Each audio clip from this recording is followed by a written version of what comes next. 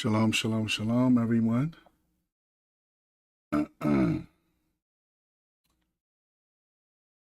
Welcome to my take with Rosh Ya'acob Abraham. Thank each and every last one of you for logging in, and calling and all those good things. And just thank all of y'all for making this show begin to become big. Hey, shalom, Aki. Last week's show was one of the most highest rating shows ever for me. I appreciate all the input. I appreciate all the people in the comments and all that stuff. I was like, wow, like this is really, must have really been a really good topic, right? So I appreciate that. Or people just starting to catch on to different things. Either way, I am happy to be able to bring content that make people want to discuss, make people want to look at scriptures, make people want to get understanding. Because at the end of the day, that's what it's all about, bringing forth knowledge and understanding of Torah. For those of y'all who don't know me, my name is Rosh Ya'acob Abraham, Rosh Ya'acob ben Abraham. I am a rabbi at Gethsemane Spiritual Temple Congregation. At our congregation, we focus on Torah. And in this show, we focus on Torah. I get different topics and everything from different people. People either email me stuff, send me things, or if I know them, they'll ask me, hey, Rosh, can you talk about this? And then I will look into the information and talk about it. So definitely just thank each and every one of you again for all your time, just taking time out to listen and watch the show. Just thank each and every one of you. Just say that please continue to like, share, and subscribe. Like, share, and subscribe. You know, even if you want to argue against the content that's on there, if I'm somebody that you want to argue with, then go ahead and subscribe, because I'm quite sure I'm going to say something else that's going to make you angry. This is not going to be the first or the last. Trust me. And you want to be on top of it, I can't wait for him to say something again to tick me up. Yeah, go ahead and subscribe. You know, or if you like what you're hearing and you want to help the channel grow, subscribe. Get the likes up, all that good stuff. All right, so we got a very eventful show. This is part 2 of the show from last week. We're going to continue on looking at Rabbi Singer and delving into the scriptures that he's going to present and the ideas that he's presenting from the scriptures. As one of the comments said, you got to look into the whole scriptures and so forth, and I agree with him. That's what we've been doing. I'm not just looking at a verse and saying, oh, this verse says this. You know, we're looking at the whole thing. He started off by talking about, I believe it was Isaiah 52. So we went and looked at Isaiah 52 so we could see what Isaiah 52 is really talking about. So we got a good idea from last week what Isaiah 52 was talking about. And we tried to show how he was trying to use the last verse, because he just talked about the last verse of Isaiah 52. We looked at the whole chapter of Isaiah 52. We ain't just started that last verse. We looked at the whole chapter. Like one of the commenters said, you know, we looked at the whole chapter so we could see what is he talking about? What is going on here? What is Isaiah talking about, right? Sometimes what we don't get, especially those of us who are novices and just read the text just to read it, we might think that when you look at certain texts that it just was written in this order, or that it was written right behind each other. Now, sometimes the texts are like that, but sometimes the text is written a week apart, 2 weeks, maybe a year.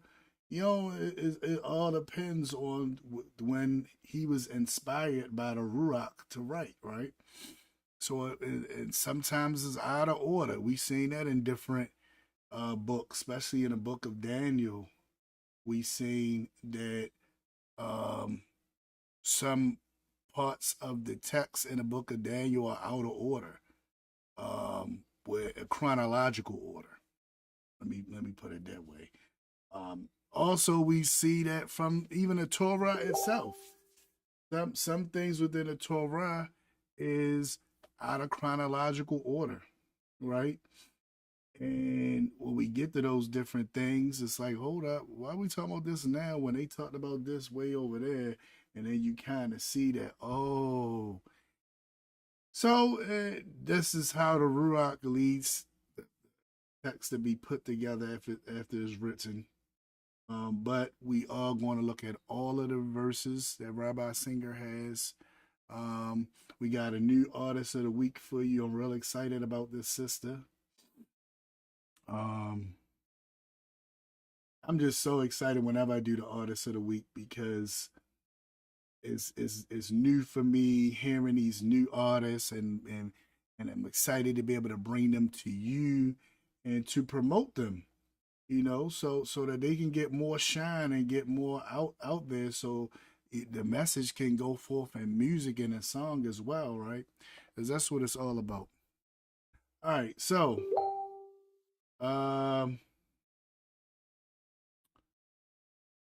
with that being said and done, we are about to get into our breaking news. We're about to get into our breaking news, and then we will go from there.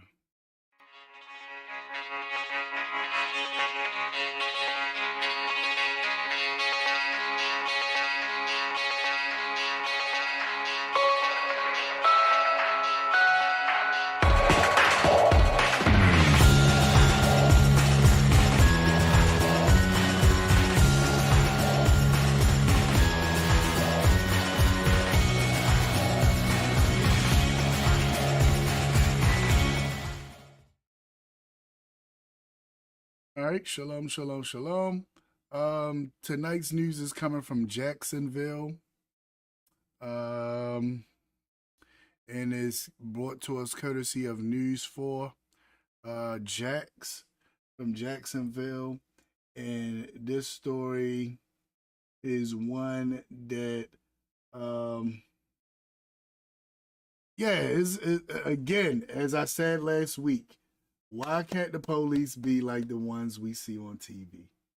The ones in real life is just not like the way, we see Law and Order, CSI, NCIS, oh man, all the different top shows that many of us love. I don't know, maybe it's just me, but I some of those cop shows would be the only things I would watch, on TV. But the real police are nothing like them.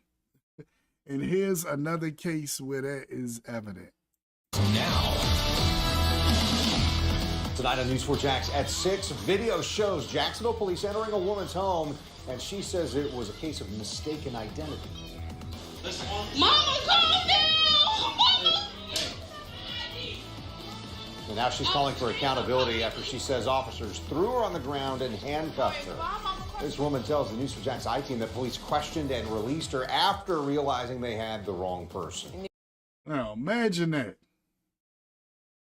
You knock on the door. You're going to see what happens. You knock on the door. He say, I'm not this person. They ask you again, you sure you're not this person? I'm not this person. Then you go to shut the door, and this is a technique that we've seen in a lot of videos, so it must be part of their training, or maybe some secret training that they have at the police department, where they stick their foot in your door so you can't close your door. Right? Just stick their foot straight in your door, which is what happened. She told them she's not this person. And they stick their foot in the door and then bum rush her, knocking her and her daughter down, and you'll see. News for Jack's I-Team reporter Tarek Miners here in the studio with more on the incident that was all caught on cell phone video. Tarek? Well, Christy Jackson's 4-year-old grandson, her 2 daughters, they were also inside that apartment off Moncrief Road when JSO officers went to her house looking for a female suspect. Jackson says within just a few seconds of knocking on her door, police were inside of her house, forcing her into handcuffs. Just imagine it. Imagine you done worked hard all day. You at your house, somebody knock on the door, police. You thinking, I ain't do nothing wrong, so you not thinking I'm not gonna open my door. You don't think you did nothing wrong, you gonna open the door. You know, you open the door. We looking for Johnny. You Johnny? No, I'm not him. I don't know, I think you Johnny. I'm not him. I really believe that you're Johnny. You're the Johnny we're looking for. Officer, you got the wrong house. I'm not them. Go to shut the door. Oh, foot in it. Can't get it closed. Boom, bust. Then he throw you down on the ground, kicking you and yelling. And your kids and everybody terrified. And anything can go wrong at that instant. All you need is one of them say, gun, I see a gun. And then people start getting shot.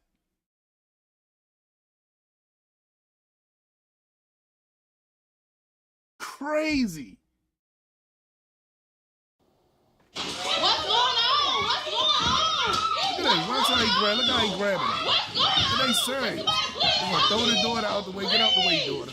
Oh my God! It's absolute mayhem inside Christy Jackson's house just after midnight on Thursday, after Jackson says sheriff's officers forced their way inside her apartment without a warrant, taking her down to her kitchen floor with force. They literally slumped me on the ground. I was on the ground.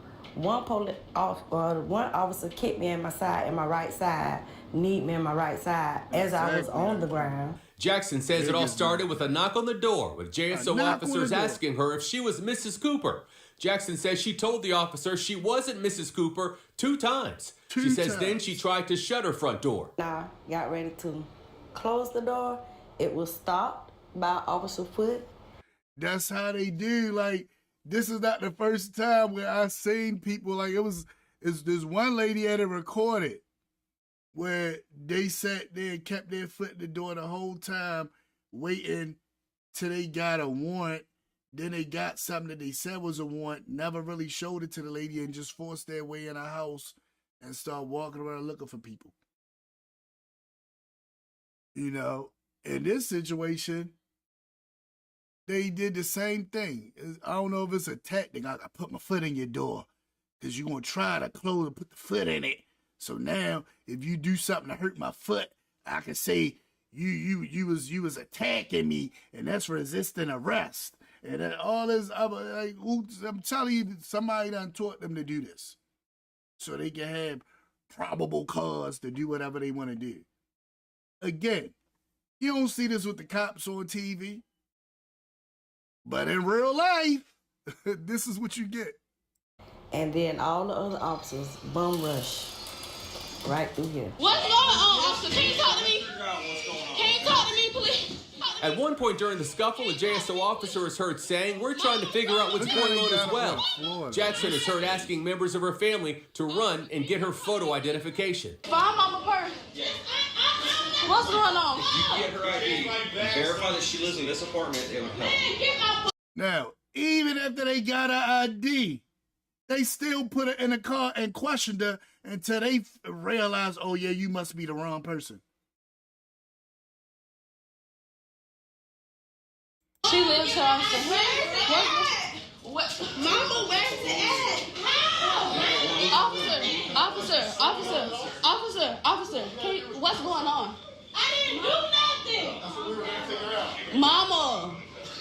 Go get my ID, please. What's going on? Officer, can you please tell me what's going on? I need her ID. That's Okay. all I need. Jackson says JSO officers took her out of her house in handcuffs and placed her in the back of a squad car where they questioned her. She says officers didn't read her rights or tell her why she was being detained. Here's what she noticed inside of the police officer's squad car. And that's illegal. Y'all can't question her without reading her rights. Hey, what is going on here? It's ridiculous. Once I got inside the car, I'm looking and they got 4 pictures of this person that they're looking for. And out of all 4 pictures, we don't look skin color not alike, hair color not alike. Yeah. To them, your skin color is your skin color. That's why I try to tell everybody, you black, you black. We the only ones look at who the darkest and all that other mess. They look at it like that sometimes, but for the most part, you black, you black. Period. We don't, well, you darker than me, you darker than me. All that dumb mess, right? I used to tell them when we was growing up, if you black, you black. Stop with all this, who the black is, all that stupid mess. Y'all sound stupid. And like what she said, she was like, we don't even got the same skin complexion, but to them, it didn't matter. Y'all both was black. Y'all hair color was, it don't matter. Y'all both had the same almost type of hair. So is you. That's how they look at it. You know, and the whole time is wrong because a bunch of people got their hair different, and there's a lot of black people out there. And then when you tell that remind me of the movie Set It Off, when they was looking for the guy with the certain haircut, and the guy had Jada Pickett's brother in the movie get his hair cut the same way. And when he came out the apartment, they thought he was the guy and shot him up and killed him. And then tried to look for priors or something on him so they can make an excuse. And then they found out he was on his way to college. Then they sitting there looking dumb. So that was sort of like how the police is in real life. That movie sort of showed you the police in real life. The ones on TV don't really show you how the police is in real life. They make them into heroes and all that stuff. And then you meet them in real life, you be like, who's this guy? Hers is more red, mine is more orange. Jackson says 30 minutes later, police let her go and told her it was a case of mistaken identity because of her hair color. She says one JSO officer said he was sorry, but she says her family is still traumatized by what happened in their own home. But they stop it. Get a lawyer. Stop sue them. Brutalizing people like they're doing. They do. They need communicate with people instead of being the first thing you want to do is put your hands on them and slam them on the ground and hurt them all up. We had a lot of questions. News4Jax asked the sheriff's office, so what happened in that video? We asked specifically, what was Sheriff T.K. Waters' response after viewing that video? We also asked for an interview with the sheriff. The sheriff declined the interview. He declined. A spokesperson for the sheriff's office responded saying that this incident is now being administratively reviewed. Therefore, we are unable to comment on the incident while that review is ongoing. Whatever. We will have more on this developing story in the coming days. I Mary? bet you will. I bet you will. Oh man, so that's the whole thing with that. That's the whole thing with that. And it really is irritating. You just be like, man, come on now. Come on now. and I bet many of y'all probably never even heard of this story, right? I try to find y'all crazy stuff to keep letting y'all see where we at. And expose different things that they want to keep hidden from you. And we know who they are, right? I guess we know who they are. Anyway. All right, let me see. Next, we're going to get to a segment of breaking news that we didn't get to in a while, which was the youth. This young lady is still missing. It's been a whole month now, whole 30 days. She is still missing. If you see her, she's 14-year-old Indigo Wilson. She has black hair, brown eyes. She's 5'10" and 110 pounds. And she was last seen in Baltimore. This is Baltimore City or Baltimore County. She was last seen in the Rosedale area, and they don't really know what type of clothing she had on. If you have any information or know anything, you can contact them at 410-307-2020. That's 410-307-2020. And this is from the Baltimore County Police Department. All right. Next up is this young lady, and this is also Baltimore County Police. Nevaeh Ortiz. Nevaeh is 15, and she was last seen today. Wow. So this is today. She was last seen today at 1 p.m. in the Dundalk area. She has orange hair and was last seen wearing a light blue shirt and blue jeans. Anyone with any information, again, is asked to call 307-2020. I believe that's either 410 or 443 for the area code, and it's 307-2020. All right, so, wow.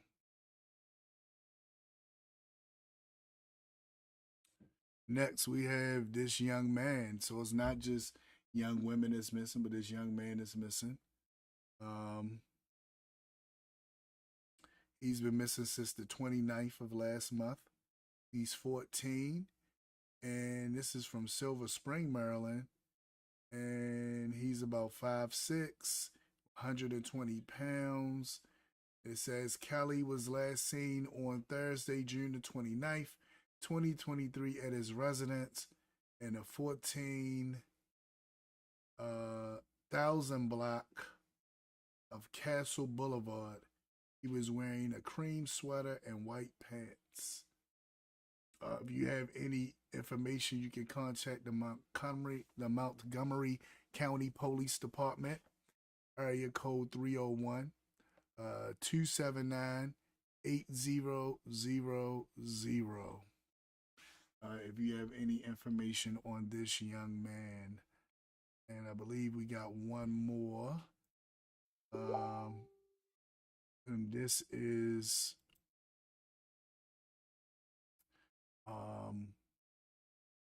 Psych Jackson, or Sky. I said Psych. Tell him my age. This is Sky Jackson. She's age 14, and she's from Philadelphia. So she's from Philly. And if you've seen her anywhere, if you got any information on her or know anything about her, you can call and contact,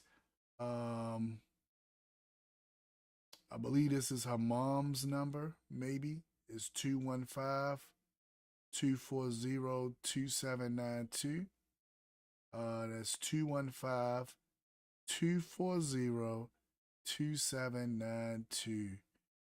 Please help to save our children. As I reported before in the last, the breaking news before last, I believe, or it might have been the one before that. There's a lot of things going on, and lately I've been seeing on my timeline a lot of children that have been missing.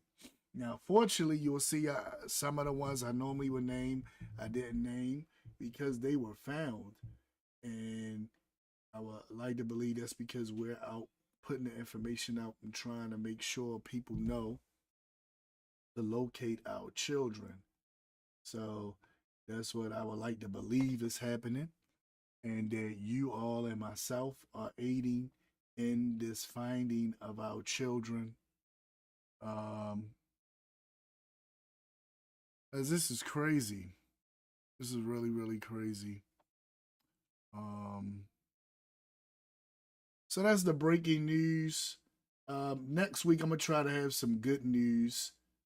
Something to end off the news with something good instead of always something negative and bad. But there's always something going on. So it's like, and I want to keep you all informed because we hear so much about Russia and Ukraine and all these other things that's going on, right? And crazy, crazy things is happening.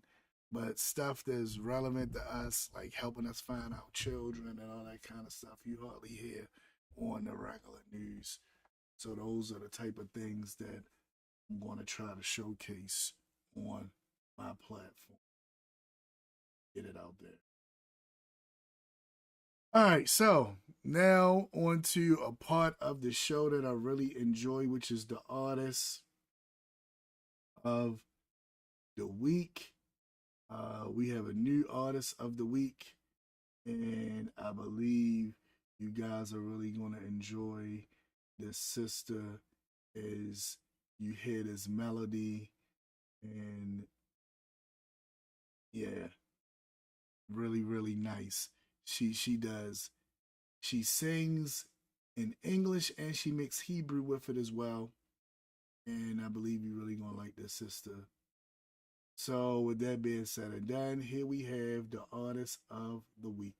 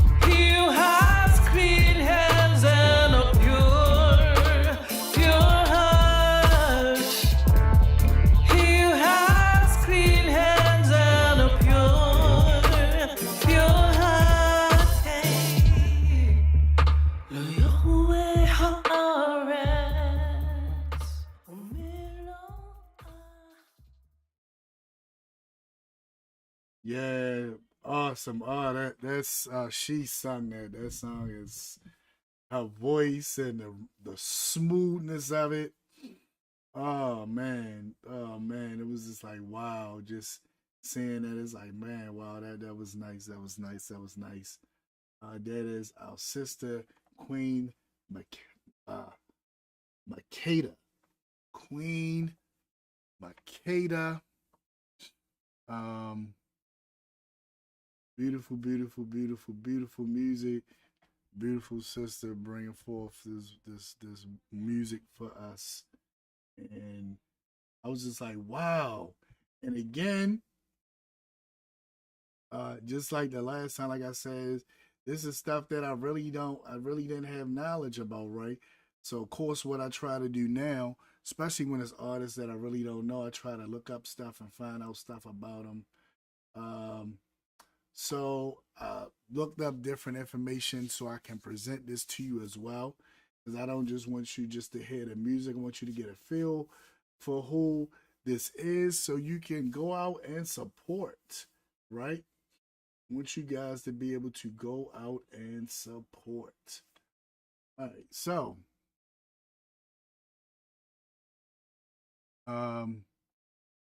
it says Queen Makeda delivers a unique package of some of the most healing roots music around.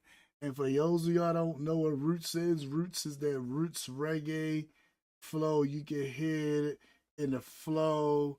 It reminds me of music I used to do in my youth when I was part of a roots reggae group called Holy Foundation. We was kind of big locally in Baltimore, and we even went down to Atlanta at one point. And really, we really was doing some good things, right? So when I hear this, it kind of bring me back to my musical roots. I'm like, wow, like I remember I had my dreads in my hair and all of that, and just the flow and everything she does. And yeah, so it says she says Queen Makeda delivers a unique package of some of the most healing roots music around, melding rich R&B, neo soul vocals, and sweet gospel harmonies over musicler contemporary reggae and Afrobeat rhythms. Her incredible third album, Peace Process, includes blazing collaboration with Grammy-nominated producers Zion, First Kings, and Christopher Meredith, and they worked with such people as Ziggy Marley, Stephen Marley, Amy Winehouse, Lauryn Hill, Burning Spear. Y'all know about that Burning Spear? What y'all know about that Burning Spear, right? Oh my goodness. Like, you could tell when you hear it, it's like, wow, like, oh my goodness. Lyrical inspiration for the album involved from Makeda's experience as an elementary school teacher and the poverty and gang violence plagued the ghettos of Oakland and Richmond, California. So again, you can hear the soulfulness in the music. Just going to just read this other part, and maybe next week I can go into some more information. But it says Makeda was raised in Kansas City, Missouri, in a humble part of town near the 18th and Vine Historic Jazz District. This area was famous for its barbecue, jazz, and blues music, frequented by such greats as Duke Ellington, and home of famous saxophonist Charlie Parker and legendary Count Basie and Lester Brown.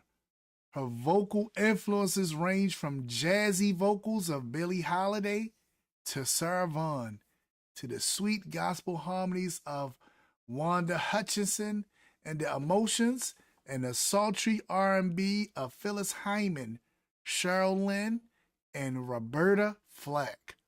Following the lead of such vocal trailblazers, the talented young songstress won a host of local talent shows and a recording contract with Intrepid Records by age of 16. As a youth, during the turbulent 70s in America, Queen Makeda's passion for reggae music was kindled through her mother, a veteran of the Black Panther Party, who introduced her to the truth and rights message and revolutionary sound of legendary Bob Marley and the Wailers. Of course, you can hear it all in the music. Backed by the soulful harmonies of the I3's reggae's Queen Judy, Mawat, Marcia Griffiths, and Rita Marley.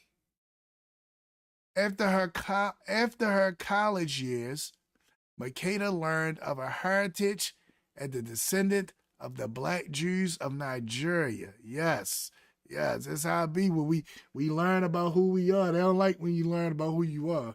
You shouldn't know none of that stuff, right?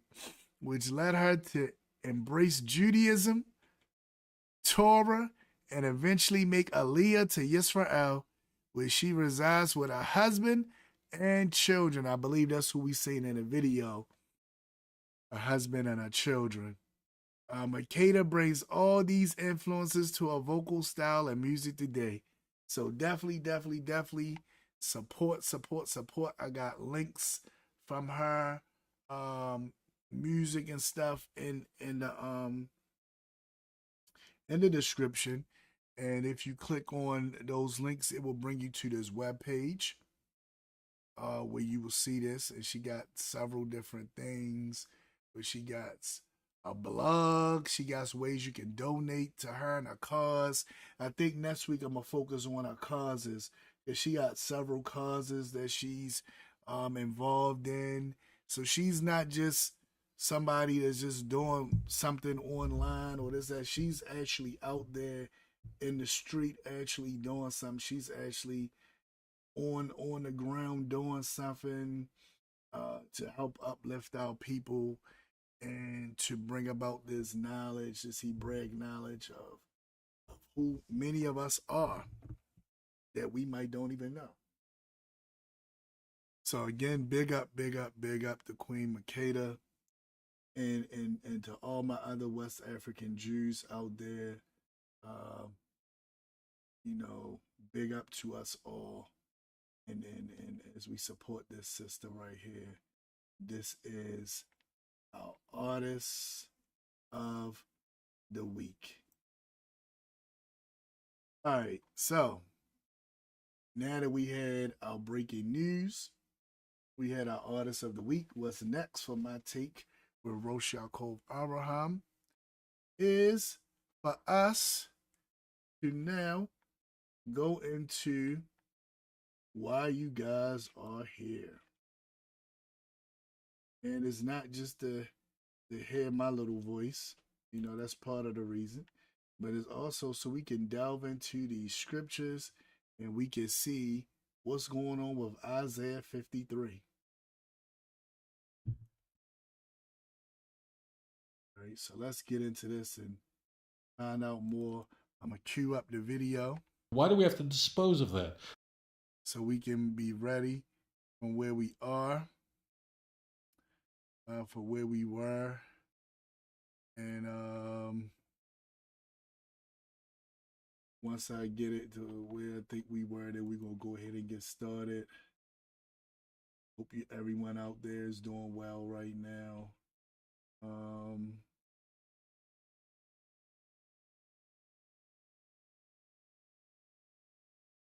Hope everyone is doing well right now. Glad that you all are with me. And also I'm glad for everyone that's going to come in on the replay. Glad for each and every one of y'all. Thank all of y'all for being a part of this journey. So now let's delve into this because this is something that we want to know, right? Isaiah 53, for those of y'all who don't know, is a very critical chapter. Because if you just read it on the offset, you can see clearly that it's talking about a certain individual that came, suffered, and died. Now, what many opponents to that idea of Isaiah 53 have done is they try to argue and say that that servant that came, suffered, and died is none other than Israel. Which, as you see when we go and get into the verse, you're going to see how that's very problematic. But now, what Rabbi Singer has done is he said, hey, what a lot of people are missing is who is this talking at the beginning? If we can understand who this is talking at the beginning, that will make all the difference in the world. And I said, you know what? I agree with you. So as we looked at it last week and saying who was talking at the beginning, we seen that it did not match up with who Rabbi Singer was trying to get us to see that it was talking about, because the Hebrew did not add up to the translation. When you read it in the Hebrew, it does not say that. So, but this was something that he put it out. He said, this is important. So I'm like, okay, you're right. You know, I seen the last, like I said, I got a show that I did with DOA, where they was expounding the same thing. And they also came from the same point, which where I said it's sort of like as a playbook for people that don't believe in the Mashiach to say, hold on, first we got to know who's doing the talking in them first verses. And then everybody debates over that. And then I sat back and said, wait a minute, let me look at this in the Hebrew so I can see for myself, because I know Hebrew and I know how to read Hebrew, I know how to understand it. Let me look at this for myself and see what it's saying versus going by what everybody else is trying to tell me it's saying. Because it's easy for people to get you when they know you don't know, and they just tell you, oh, this is what it means. You know, but that was my whole reason for learning Hebrew, right? One of the reasons I went to school to learn Hebrew was because I found out who I was, and I said, well, I can't run around saying that I'm Israel, that I'm a West African Jew, and I don't even know how to speak the language. That's crazy. I need to know the language. So I went to school to learn the language. And I didn't know that that was going to end up with me gaining all this rabbinic knowledge and all this other stuff that I ended up getting. At the time, you know, the beginning of my quest was just to learn the language so that I could understand it for myself. And next thing you know, I'm at the yeshiva and I'm doing my thing. And I got this knowledge and wisdom that a lot of people don't like that I have, because they want me just to be like the different people that they can say, oh, he don't know what he talking about, blah, blah, blah. You know, but I then when I start talking about all the books I've read and that I look at, and they start looking crazy. I say, I read the Tanya. Oh, you read the Tanya? Mm-hmm. Yeah. Read the Midrash Tanchuma, Midrash Rabbah. Read the Talmud. Like, the list can go on and on and on of all the stuff that I've read and studied for years. So just you see me popping on the internet now, this is just me popping on the internet now, because for years I've been looking at people and I've been arguing with the screen and yelling at the screen and talking to the screen. And people like, man, why you don't just tell them what you think? I say, you know what? That's a good idea. I never thought about doing it. I just would yell at the screen, rewind it, sit amongst the brethren and say, now look at this video. Look what he's talking. He don't even know what he's talking about, right? And, you know, the Father puts everything together when it's his time to put stuff together. And I thank him for putting this together. So y'all don't want to keep hearing about me. So let's get into this. All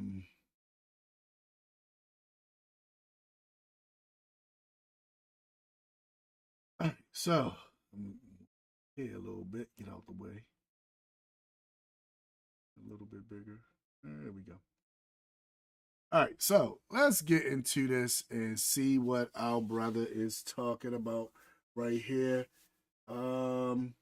So we can delve into this. And I believe this is about where I left off at, but let's see. In their complete astonishment.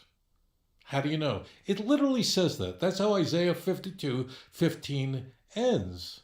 So shall he cast. Yep, this is exactly, boy, thank you. This is exactly where we was at. Oh my goodness, this is exactly where we was at. Because he was talking about Isaiah 52:15, right? And I said, hold up, let's read the whole 52. Let's don't just start at 15. Let's read all of it so we can see what it's talking about. So, we already dealt with Isaiah 52. I want to go backwards into that. You guys want to know more about what happened in Isaiah 52 as we broke that down, go back and look at the video, the first video on this subject from last week. And you can see more about that. What we're going to do now is go forward. So we're going to start right here. And then we're going to go forward. And then I'm going to remind you all of what this verse says. And as we keep hearing him say different stuff, I'm going to keep reminding you of what this verse actually says. So let's keep it going. Out many nations, kings, will shut their mouths because of them. Why? Because what had not told them, they'll see. What they had never considered, suddenly they will understand. All right, now, I gotta say this. Oh man. Man, come on. I'm gonna pull my man out the image for a way so y'all can see it. All right, so it says, so will he startle many nations. Kings will shut their mouths because of him. Who's the him? Right?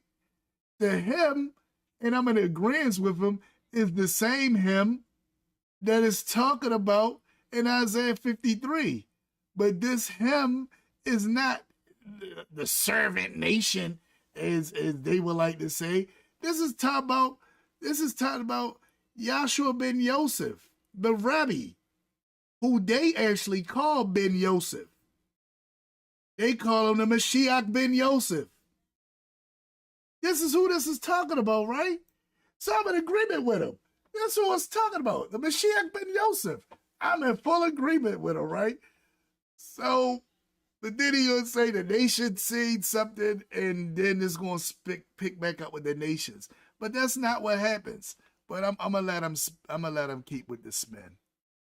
Shut their mouths because of them. Why? Because what had not told them, they'll see. What they had never considered, suddenly they will understand. And they're going to ask the question, Mi hem l'shmu asenu Uzrei Hashem amin nigluso. Who would have believed our report? Whose report is our?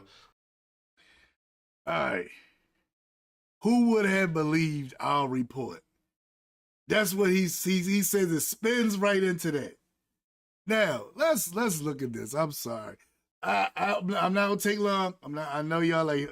Here you go, Ya'acob. Here you go. I'm not going to take long. I promise you. Shoot. Let me go ahead and get this. I know y'all saying, "Come on, Ya'acob. Come on, Here you go. Here you go." I'm not going to take long. I promise you, I'm not going to take long. I'm not. I know. I'm not going to take long. I'm just going to touch on it for a little bit. So let's go to Isaiah. I'm about to go to Isaiah. Matter of fact, I'm going to use the Tanakh. Yeah, I'm going to use it tonight. So let me let y'all see what I'm doing. All right. So I'm going to use the Tanakh. This is the Tanakh. It's from the website called Safaria. Nice website. If you ever want to get into it, they got all the different works, everything. They got the prophets. They got the Torah portion. They got the Targums, which means the translations of the different portions. Onkelos is like the main Targum that everybody uses. It got the Talmud. It got the commentators. Like it got all kind. Their library is so extensive. You can just read. I love this site, right? Use this site all the time. Anyway, before I get too far out of hand, slide back up. So we're going to go to the prophets, the Naveen, and we'll look at Isaiah. And we're going to go to 52, which is where he was at. And this is what we read last week. Let me make my man a little smaller. So this is what we read through last week. I just want you to see something, right? You go to 15, and it says, so just as he startled many nations, Kings shall be silenced because of him. For they shall see what has not been told them. They shall behold what they have never heard, right? So they saying that they're seeing something, they're beholding something. So this seems to be showing that these nations are confounded, as he said, by what they saw and what they heard concerning the Mashiach. He lets you know that this is because of Mashiach. Right? Now, then he says, so then they said, who can believe what we have heard, right? Well, no, it don't say that. In his translation says, who shall believe our report? In this translation for the JPS, was they try to translate it more closer to the Hebrew, which most of y'all translations might don't have it. Most of y'all translations might have exactly what his has. Who has believed our report? Right? They translated more closer to the language, says, who can believe what we have heard, right? But when you look at it, this me is who? Ha-amin. This is not just can believe, this is the one that believes, the believer. Who is the believer? Who is the one that believes? Lish mu'atenu. Now, again, right within this is the Shema. Shema means to listen, to hear. We say this twice a day. Shema Yisrael, right? So the Shema is one of the most important laws it is, important prayer it is. We are commanded to say it twice a day. We wake up, when we lie down, we leave out, when we come in, when you're traveling along the way. The Shema is supposed to be said right. Shema is very, very important. Now we see in the midst of this Shema. So this tingles something off the break to me like the Shema. So even if I break it down, who is the one that believes the Shema? Whoa, the Shema. We know the nation's not thinking nothing about no Shema. These nations, as we go back up, that heard something, right? It says that they never shamad. Lo shama'u. They never shamad, right? But right here it says shema. So I'm not gonna play with the Hebrew like that with you. We can go into that if you want to. But I just want to show you this. This says lo shama'u. They never shema. They never listened, right? They never listened. They never heard. It says it right here. They never heard. They never heard. They never listened, right? So now here it says something about people that's listening. And it's asking a question. Who are the ones that listen to that which we've said, right? Nu. Lish mo'athenu. Who is the one that listens to that which we have? Or who is the one who was listening?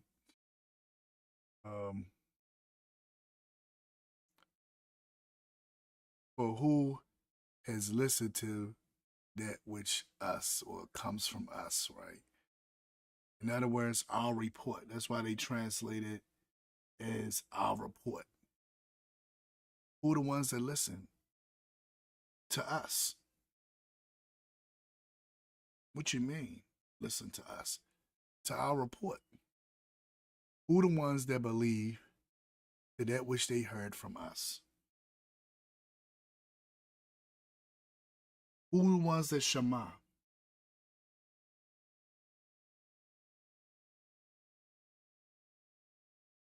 Think about it. Who are the ones that Shema? We know from right here it says, Lo Shama'u. They don't listen. They don't Shema. But right here it's talking about people that do Shema. Who Shemas?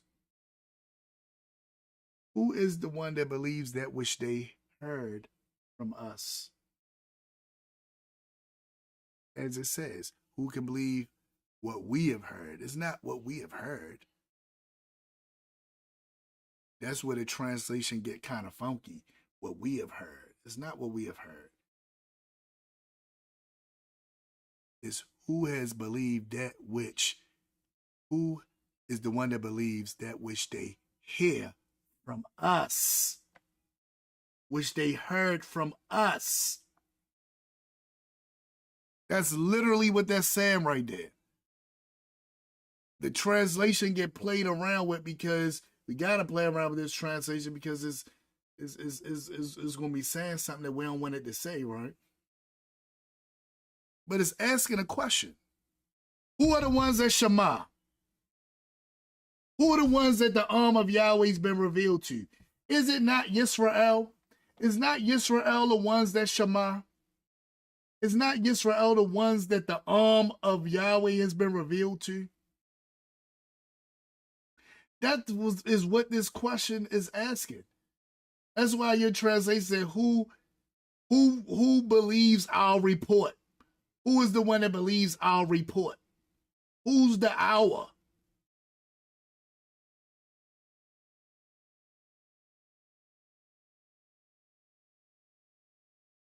So once you listen to this here, you can see clearly that this is the Almighty speaking. This is not no servant. This is not no nation speaking. This is the Almighty speaking. And he's talking about the people that hears. He says right here that they don't hear. He says right here, if we're going to use Isaiah 52:15 as a text to highlight this, he says right here clearly that they don't hear. They don't hear. Who don't hear? The nations. These kings. They don't hear. So now he says, who is going to be the one to hear? Who listens? Who hears? Who shamas? Who is the arm of Yahweh been revealed to? Yisrael.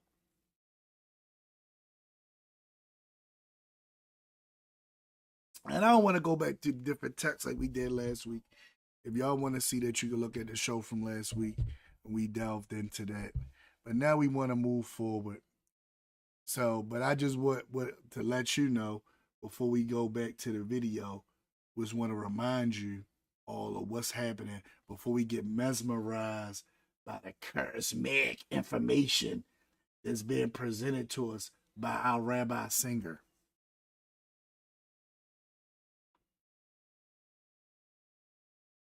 What's his pronoun? Our means the kings of nations. How do you know that? It's the verse that introduced, okay? Once you know that the Goyim, the nation is speaking in the Messianic age, everything makes sense. And without that information who's speaking, as you could well imagine, it's impossible to understand this chapter. And I agree. Without the knowledge of who's speaking, it's impossible. It's impossible to have this knowledge, right? To have a good understanding of what's going on. And it will confuse you, as we're going to see. I love you. I'll explain it further. Thank you so much for calling in. Thank you for calling in, and go ahead and hang up now. You bet. Okay, so I want to say this to my sweet viewers. Just listen. I want to talk you and me. We're just talking, okay? Yeah, it's let's a personal, talk. private conversation, confident. Okay. You always have to ask who is talking, and this comes up way too often. Who is speaking? If you don't know that, a lot of trouble. The context is always determinative, and you don't speak. You have no clue what's going on here. And I can see Like, that. share, And, subscribe. and the Like, share, church subscribe. festers. This cancer is sustained by the ignorance of parishioners who don't know who's speaking because they're not familiar with the chapters that surround Isaiah 53. Isaiah 53 is poetry. It's the fourth of 4 servant songs. And this is another thing that all of them say when they talk about Isaiah 53. They talk about how it's poetry. They say, and they talk about the different poems and so forth. And I don't want to take away from that. It very well could be poetry, right? I don't want to disagree with that. But that still doesn't take away from who is the one that's speaking, which clearly is not the kings. Because from the Hebrew itself, it says they do not hear. So if they do not hear, then how is somebody going to listen to? Why are you going to listen to people that don't hear? What's talking about, right? But it's clear that they do not hear. So it's very important, and I can agree with him that this may very well be a poetic verse, but I'm gonna let him go on from there.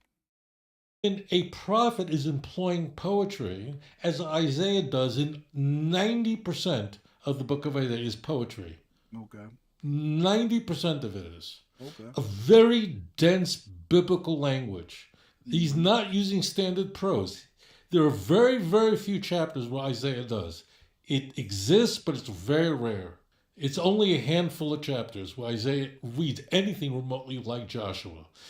When a sefer, when a book is deploying poetry to convey deeply powerful messages, the context becomes vital, or you have no chance. That's why I'm teaching Isaiah. Why? Because it's dense language, it's poetry. So if I wanted to convince you that you shouldn't eat pork, all I'd have to do is go to Leviticus 11, right? Sure. And I would show you a verse and you go, okay, I can't eat pork. Sure. Right? Because Leviticus 11, there's no poetry. It's all standard prose. These are the signs of a clean animal. These are signs of an unclean animal, and so on, and bang, bang, bang. Okay?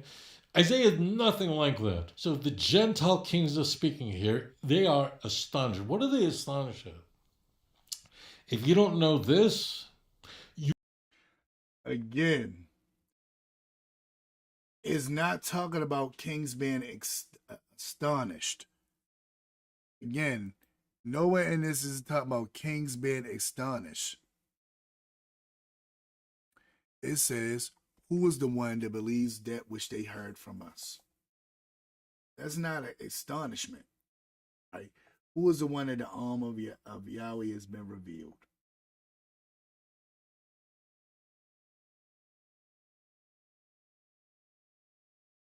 Then he goes to describe the person further. If you look further, it says, for he is grown, Elohim's favor, like a tree crown, like a trunk out of arid ground.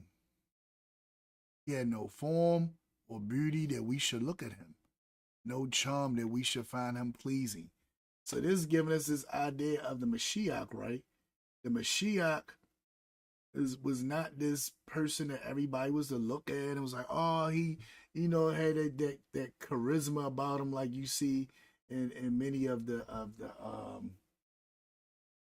different groups. Is always the guy who looked the best, got this going on, that's going on. That's the one people look at. And say that wasn't gonna be nothing visual pleasing that was gonna make them say, oh, I gotta follow him because he just got this look about him. Sometimes you see people say, oh, they just got this holy look about them. Something about, and that's what was going on with the Mashiach. It was his words. It was what he said, what he was doing that attracted the people, not how he looked. So it was no form or beauty, no charm. It was no charisma, right? It was what he did, how he lived, that drew the people.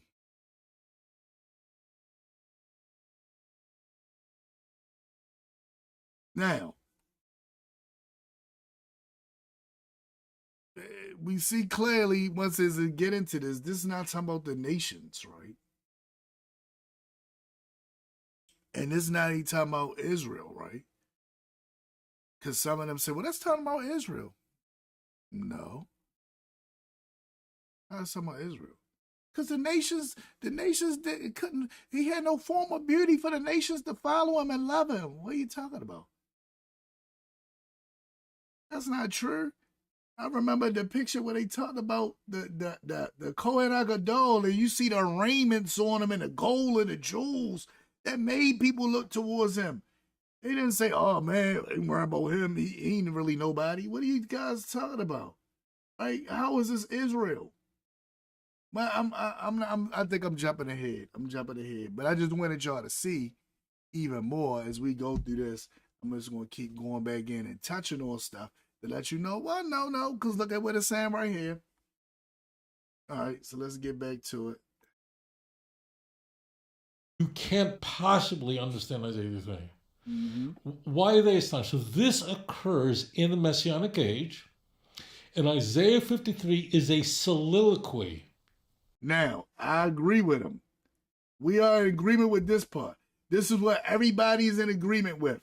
No matter what end they fall on, everybody's in agreement that this happens in a Messianic age. This is Messianic. We know this is a Messianic prophecy, poem, whatever you want to say. We know it's Messianic, right? Everybody agree with that. The kings of nations are bewildered and they're speaking aloud, astonished. They're shocked. Why? Now, again, I agree with that. We see that in Isaiah 52. So if we talk about Isaiah 52, I agree with that. They seen the different things with the Mashiach. They was astonished by the different things. Their mouths was shut. They couldn't talk. So I agree with that. But that's Isaiah 52. We in Isaiah 53.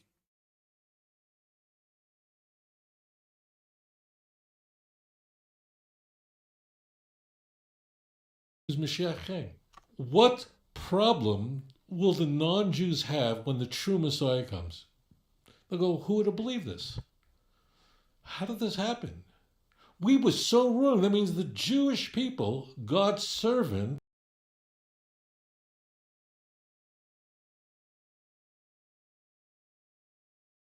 and again, look at how he's trying to spend it, because he know that the servant, he's trying to paint it as Israel is the servant nation.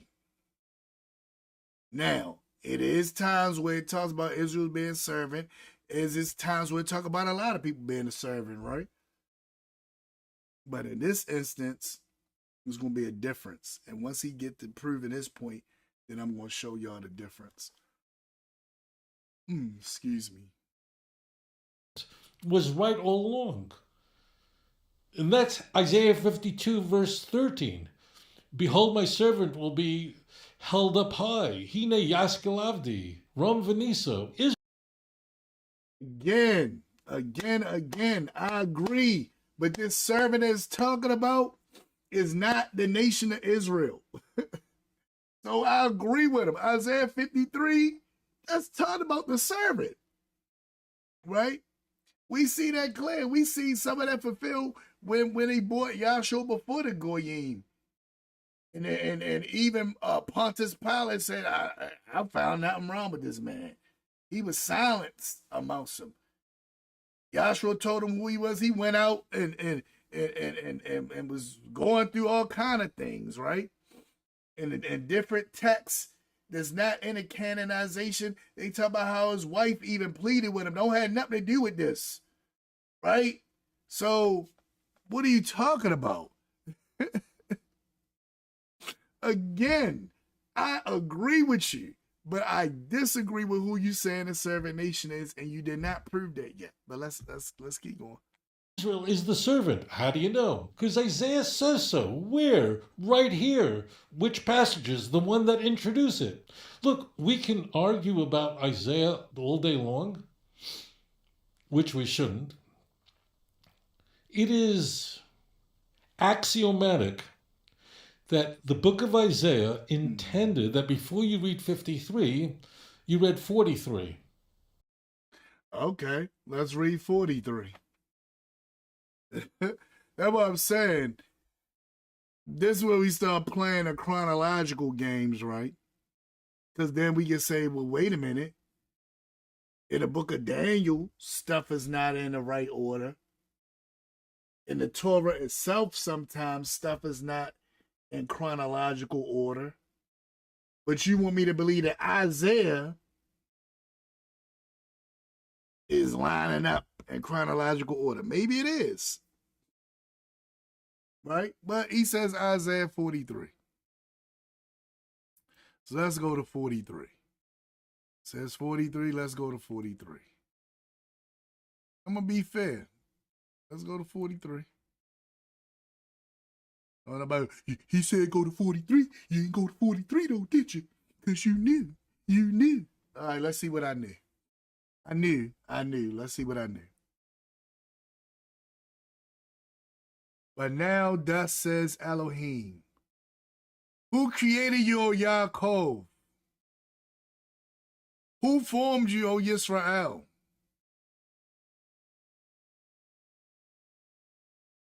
Fear not, for I will redeem you. I have singled you out by name. You are mine. When you pass through the water, I will be with you. Through streams, they shall not overwhelm you. They shall not overwhelm you. When you walk through fire, you shall not be scorched. Through flame, it will not burn you. This is poetic, right? It's poetic. I like it. Let's keep going. Let's keep going. Ki ani Yahweh al hayaka, but I Yahweh your Elohim, but I am Yahweh your Elohim. Kadosh Yisrael, the Holy One of Yisrael, your Savior. I give Mitzrayim as a ransom for you. Cush and Shavah or Savah in exchange for you. Because you are precious to me and honored, and I love you. I give people in exchange for you and nations in your stead. Fear not, for I am with you. I will bring your folk from the east, will gather you out from the west. This is talking about redemption, right? So he says this is what introduces the Messianic era in the prophecy of Isaiah, right? That's what Rabbi Singer just said, right? This is what introduces it, Isaiah 43. So let's see what Isaiah 43 is talking about. I will say to the north, give back. Now this is talking about redemption. This is saying our people in the east, he gonna bring us from the east. Our people in the west, he gonna gather us from the west. He gonna say to the north, give back. And to the south, do not withhold. Bring my sons from afar, my daughters from the end of the earth. Hallelujah. Right? So we know that this is talking about the Messianic era, the Messianic age, at the very end when the redemption will take place. We will be redeemed and brought back. And who will bring us back? Let's go back up. Who will bring us back? Let's go back. Let's go back.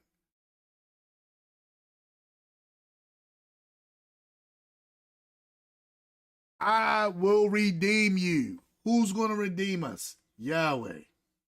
I will redeem you. Not Ben-Gurion.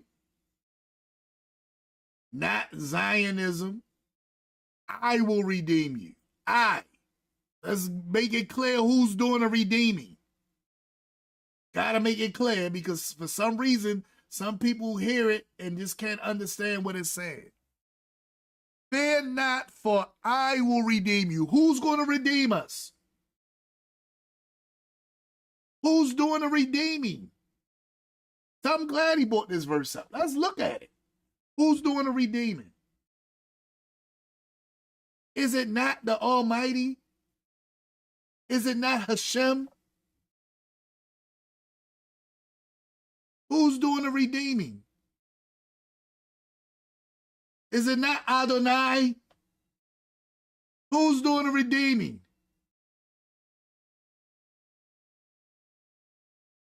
Because I tell you, it's not Ben-Gurion.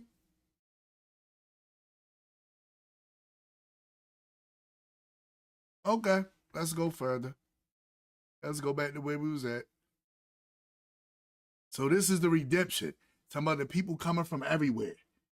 And I'm doing it this way because you got people that are Messianic, that are Christian, that believe that the stuff that Ben-Gurion did and Zionism did is this redemption is being spoken of right here. It's not.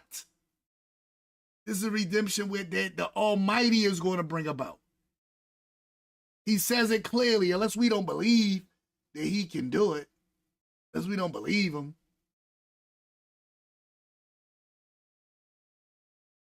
I don't know, maybe you don't believe him. I believe him. All right, anyway, let's go forward. All who are linked to my name, whom I have created, formed and made for my glory, setting free that people. What people? Us, right? Blind, though it has eyes, deaf, though it has ears. Who's that talking about? Us. We got eyes but we can't see. We got ears we can't hear. It's oblivious to us. That's why when people start hearing and start seeing, they start saying, oh, we woke. But now, that's been hijacked. Because now people say woke and it mean all kind of stuff.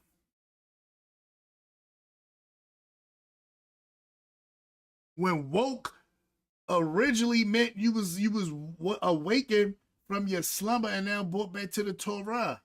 That you were striving, that you realized who you were striving to do what you're supposed to do. That's what woke originally mean, but now they done transferred woke to mean all kind of stuff. You want to live an alternative lifestyle now. You woke. You woke. Is that what woke means? Because that's not what it's talking about here.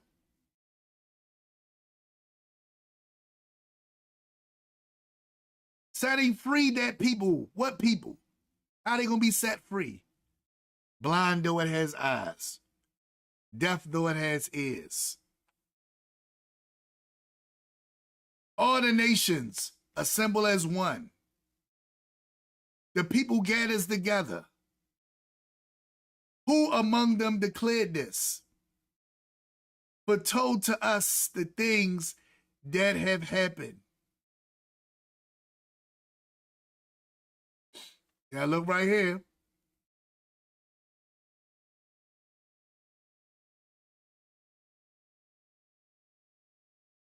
See this? Yet to new. Remember, this was in that part. This was in that part right there, right? This means to us, right? This is talking about to us. Now, you might say, well, hold on. How I know that mean to us? Let's go. I'm glad you asked. Let's go to Isaiah. I'm going to take you now to Bible Hub. I like to use Bible Hub when I go to dig into words.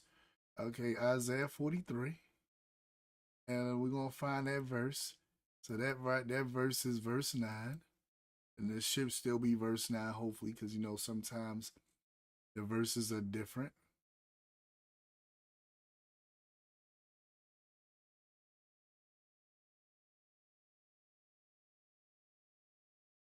All right.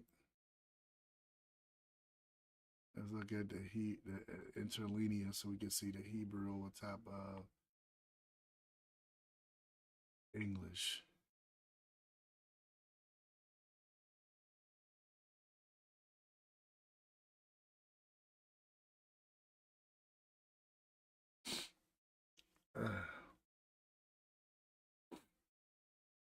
Excuse me. All right, so look right here. Yish mi unu. Again, what is in this? What's this part right here?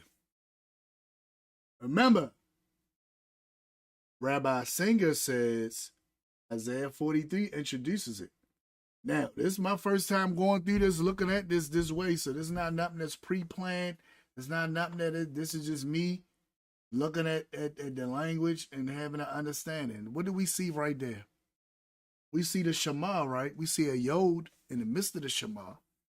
But we look at the essence of the letters. What are those essence of those letters that we see there? Shema. That's the Shema. Right? Right there. Again, the Shema.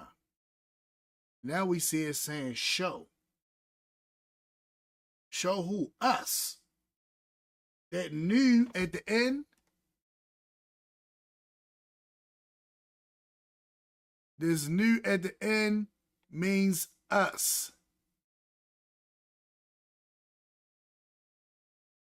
That's what the new, that's a suffix that means us. We.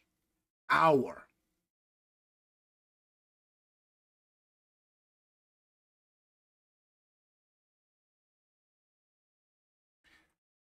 So now, what does it says? All the nations, all the goyim,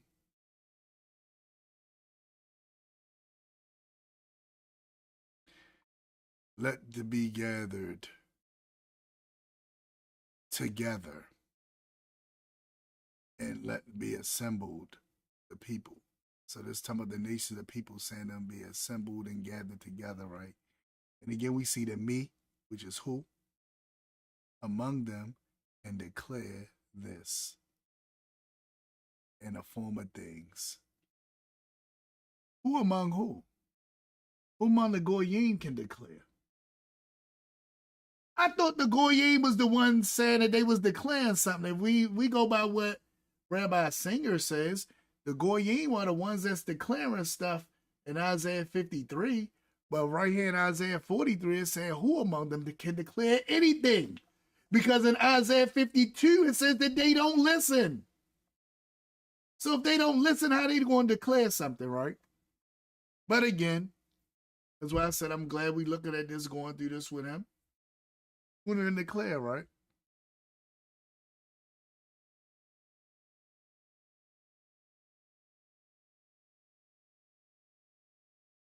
Who can show us?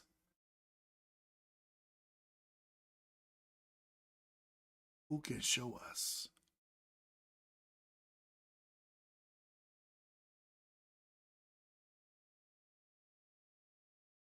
To bring us.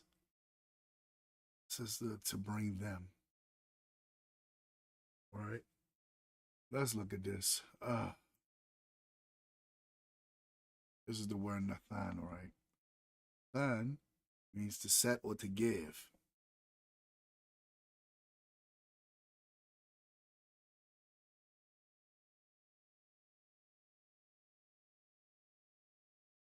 Okay.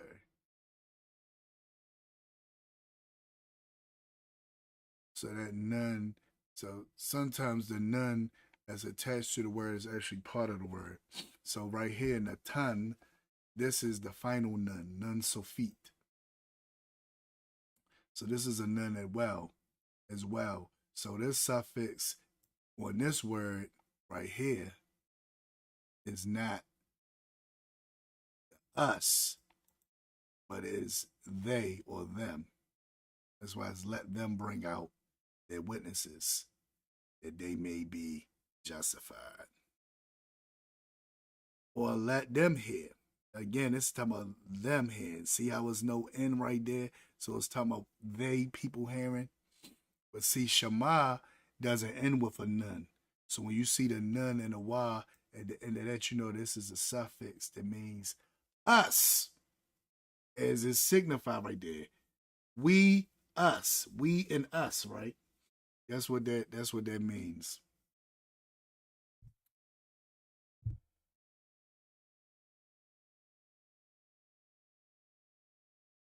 So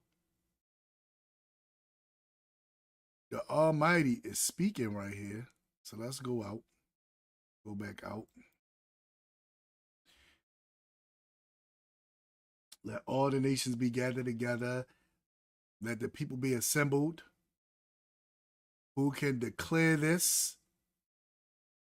And who shall show us, right? But remember that show is Shema. So who shall listen to us? Who shall show us? Who shall listen to us? Who shall listen to us? This is Shema, means to listen with a hear. They translate it as show. But again, when you look at it, we go to the interlinear, you see clearly that this is to listen. Let's click on it. Y'all might don't believe me when I say that means to listen with a hear. Right here. This is Shema, and Shema means to hear. I don't mean to show. So they have it to show us, to listen to us. Right? It doesn't mean to show. Everywhere you look, Shema means to hear, to listen, to hear, to listen.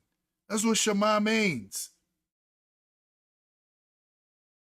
So why they translate it as to show, I have no idea. Now let me see what they translate it as here. Maybe that's just a King James thing. Let me come right here. So again, we see right here, we see the Shema right there in the new.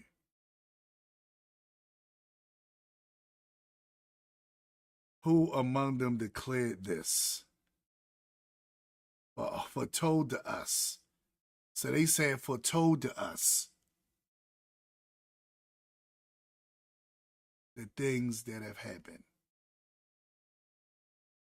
But again, it also can be mean listen to us about the things that have happened. They said foretold to us, let them produce their witnesses and be vindicated. Who has heard from us? Who has heard from us? No, they got foretold to us. I don't know how they got foretold or show from Shema. When we see clearly that Shema means to hear. So again, we see this poetic license being used where it's talking about someone listening or hearing.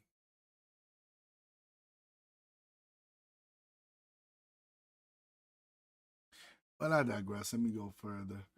It says, let them produce their witnesses be vindicated. The people hearing them may say it is true. The people hearing them may say it is true.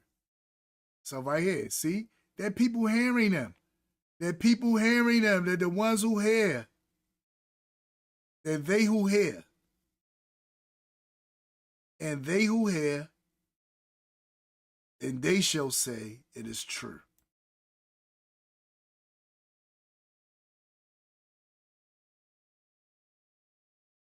Okay. My witnesses are you, declares Yahweh.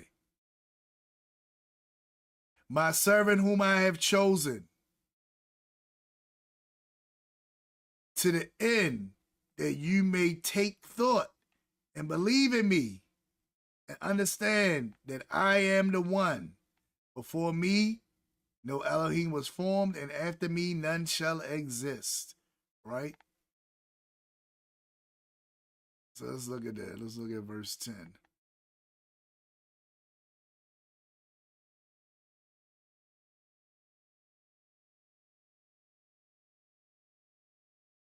You are my witnesses. See how it's like it's saying something. It's like, let's go back to that. That's troubling me right now. That's troubling me because then it says you are my. It's not tying in with this.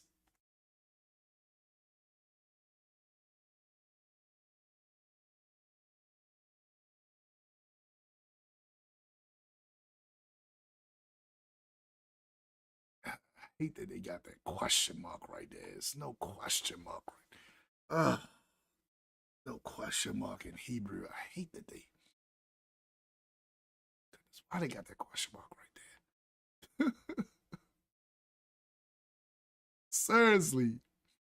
Me vahem. Who of them, Yagid, can declare zot this?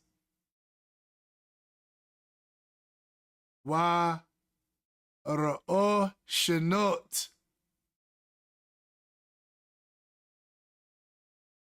Of the things from the beginning, of the beginning things,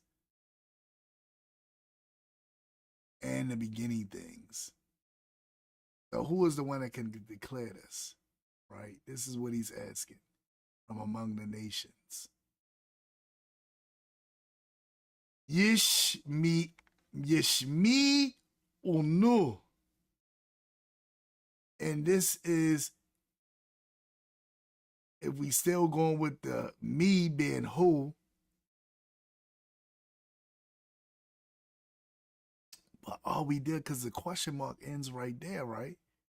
And then it's like, is it another question mark? So they not even counting this as a question. So the first one was a question. This not even a question. This says, Yishmi unu yitnu.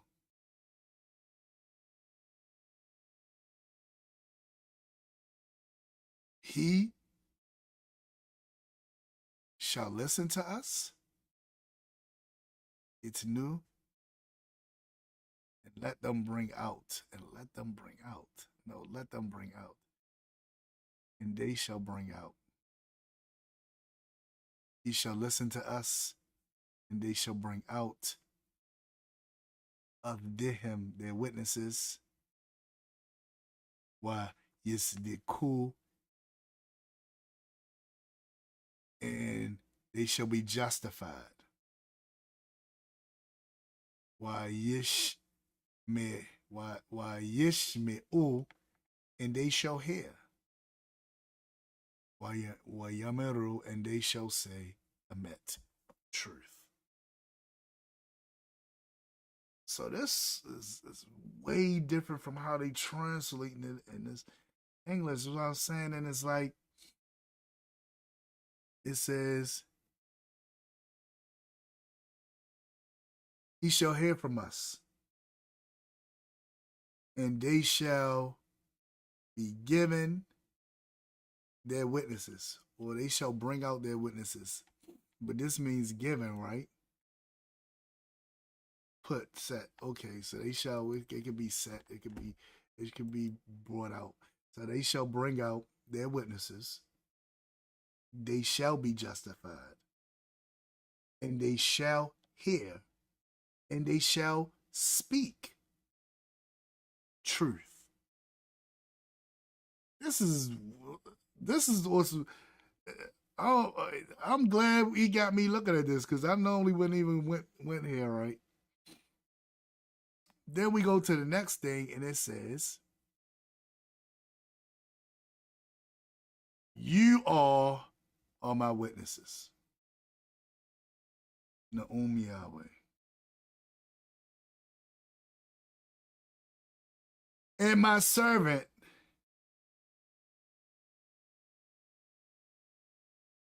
which I have chosen, Lama'an,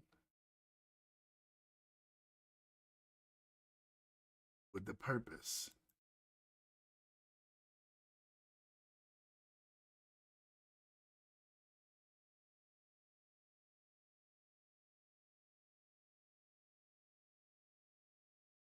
That you may know.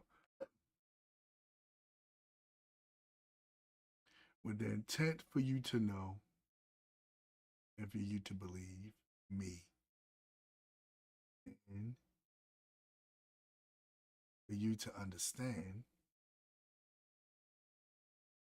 for I am He. Before me, no other was formed.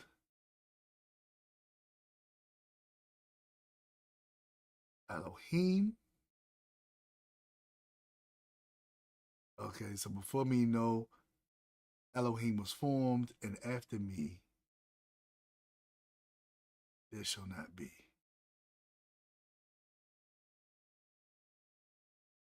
This is not saying it from the context.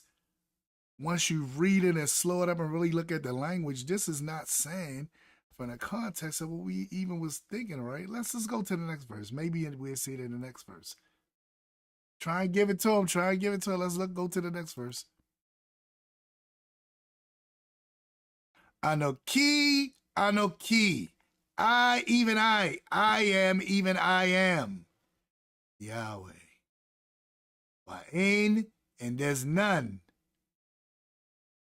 Me, but me, Baal Adai, besides me, Moshiach, your Savior or Savior. So I am Yahweh, besides me, there is no Savior.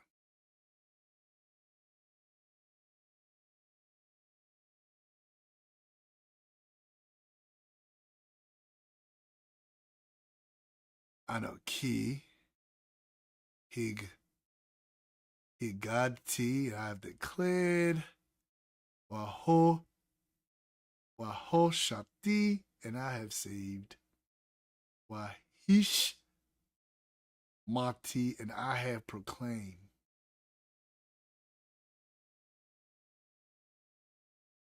Now again, I have proclaimed, and there was no, I'm among you, Zar. Therefore you, my witness, therefore you are my witness, Na'um Yahweh.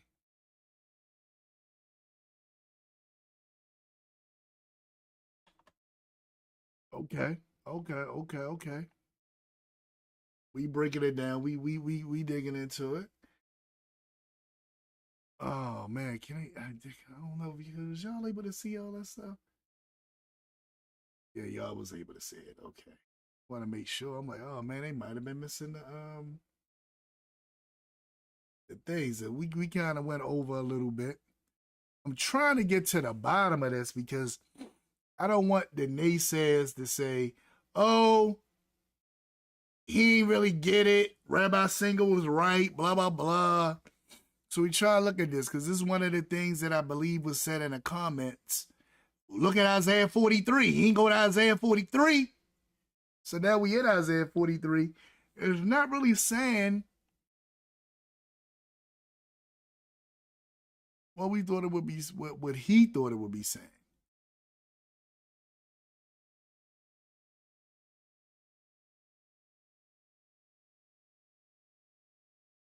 Because from what he was saying, and let's see what he's saying. Let's go back to him before I go any further. Because I'm really looking at this because I remember in the comments, exactly, I remember in the comments that one of the people was like, well, look, you ain't looking at Isaiah 43. So then when he brought Isaiah 43 up, I'm like, okay. But this is not saying what he's thinking that it's saying. When you start looking at it in the Hebrew, I'm glad I went over and went into the Hebrew and began to really look at this, right? Because I was just going to read it in English and go from there. But look at this. So let's go further. Let's go back. Let me see what he's trying to say about it before I go further. If we don't agree about that, if you disagree with me, then you need to be watching reruns of I Love Lucy instead of wasting your time with me. All right. I agree. I should be watching NCIS right now, is or FBI, one of them shows. Like I said, why can't the police be like the ones on TV that I love to watch? You know, but we want to delve into this because you're right. I don't agree, but I want to be able to show why I don't agree. So it ain't just I just don't agree, and then it's just the end. Let's see why I don't agree. Okay, it is axiomatic that the author of Isaiah 53 presuppose that you read the chapters that introduce it. And if you have not, do not stand on Isaiah 3 and wonder why you don't understand what's going on. All right. So again, he's saying in order for us to get the understanding of Isaiah 53 now, first he did Isaiah 52. Now that might not have been enough to get you. Now you're going to go to Isaiah 43. We're going to go there and we're going to delve into that to see what that gets you. So I want to say exactly what he said about Isaiah 43 before we keep going. Because right now, if he's saying what I thought he was saying, it's not holding up. I love you guys, but I need to say this to you. Mm-hmm. I just don't know why people would read, I don't know, The Lord of the Rings, I don't know, what, Harry Potter, over and over, but a book that people believe is the Word of God. People, I don't know, but it's like, so the chapters that introduce it, and what is very important is the immediate chapters that introduce it, which is even more important is these chapters are all connected. They're the servant songs. Mm-hmm. So if we go to Isaiah 41, verse 8 and 9. So, he said Isaiah 43, but now he says go to Isaiah 41. So, all right. I think this is what we're going to come back at. We're going to do a part 3 on this because I done been on here for an hour and 40-something minutes. I don't want to go too long and bore some people out. They be like, oh, I don't feel like listening to all that. So I want to give y'all just enough to go off of. So next week we come back, we're going to go to Isaiah 41 and where he's talking about in that, and then we probably come back to 43. But again, as you notice, he's just hitting different verses.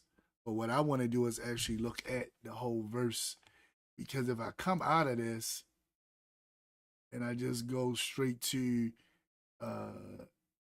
King James and I come down, and you know they got the grammar and all that stuff. It says, "You are my witnesses," says Yahweh, "and my servant whom I have chosen." Now,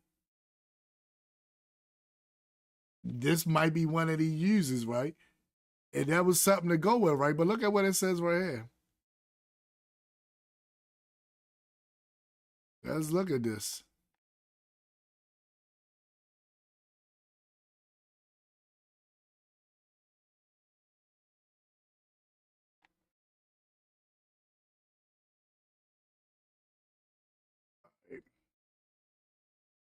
You are my witnesses.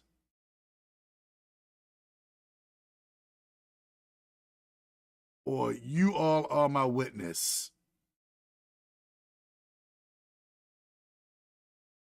Because just like we said that this is, they're saying that this is in a singular, and this is in a singular too.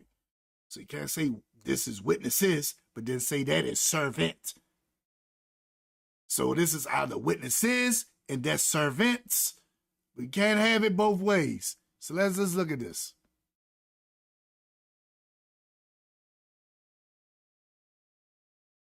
So we know ad means servant, witness, excuse me.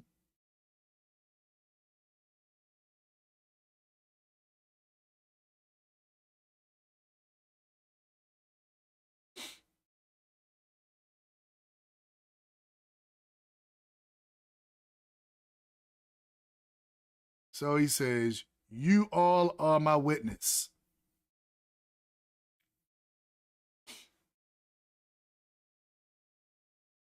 Na'um Yahweh.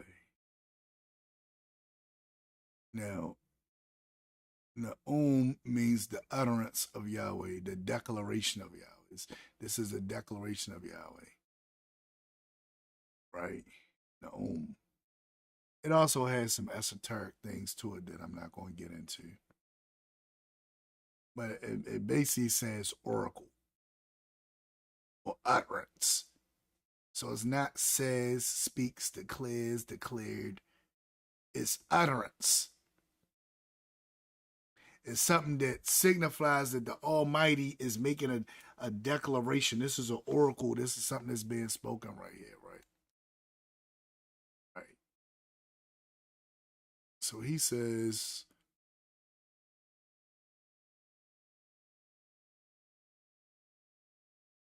and my servant whom I have chosen, and my servant which I have chosen, that you shall know, and that you shall believe. So again, this the Amen. Amen is right there. That you shall believe me. And that you shall understand that I am he, before whom there was no Elohim, and after me, nor shall there be. Now again, the idea from what we're told is that this is talking about Yisrael.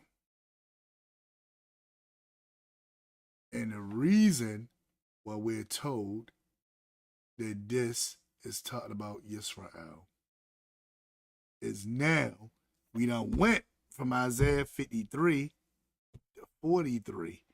Now, in order to understand that, we got to go to Isaiah 41.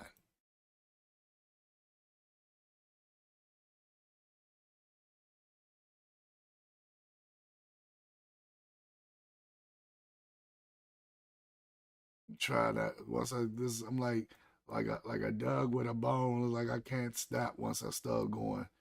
And you, Yisrael, my servant, Ya'acob, which I have chosen.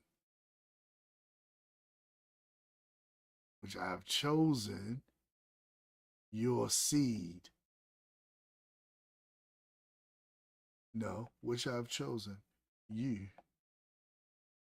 Which I have chosen you.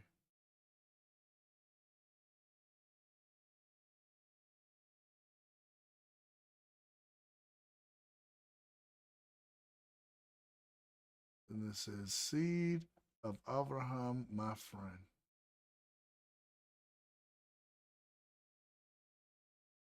All right, and from this, we are told that this is what all this has to do with.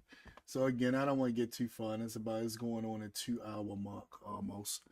So I'm going to end it right here with this note. So remember, when we come back, we're going to start back right here with Isaiah 41:8. And it says, you, Yisrael, are my servant, Ya'acob, I have chosen you.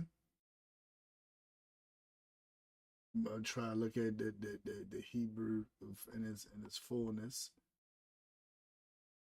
The seed of Abraham, my friend. So now we going to delve into all of that, right? And see what this has to do with Isaiah 53. So with that being said and done, I thank all of y'all for logging on.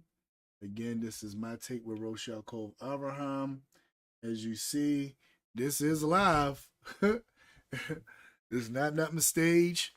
I didn't pre-look at this to try to figure out what I'm going to say, when I'm going to say it. I'm just going with the flow as he's going with the flow to make this more real, like a real live interview. So I'm just looking at all this information, and we're going to delve into this and get to the bottom of this once, but not for all. Because you know it's not going to end. But at least for once, not for all. So again, please like, share, and subscribe. Like, share, and subscribe. Please like, share, and subscribe to the show.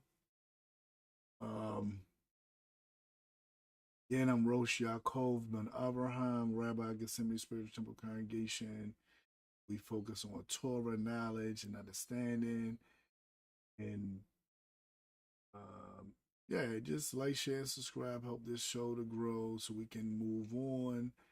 And I appreciate each and every last one of you for giving me your time tonight. I appreciate that. I thank everyone on a replay.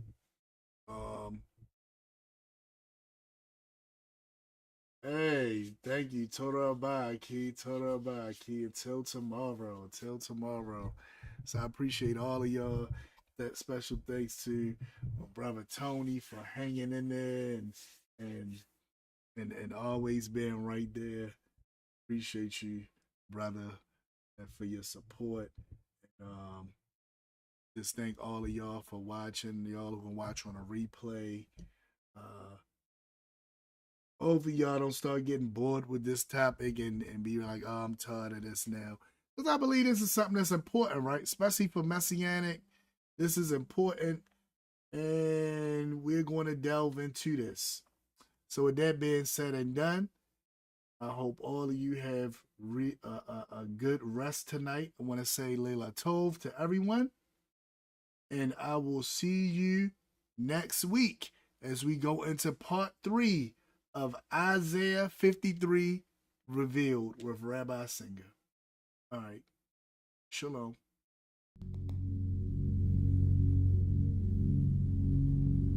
Shema Yisrael.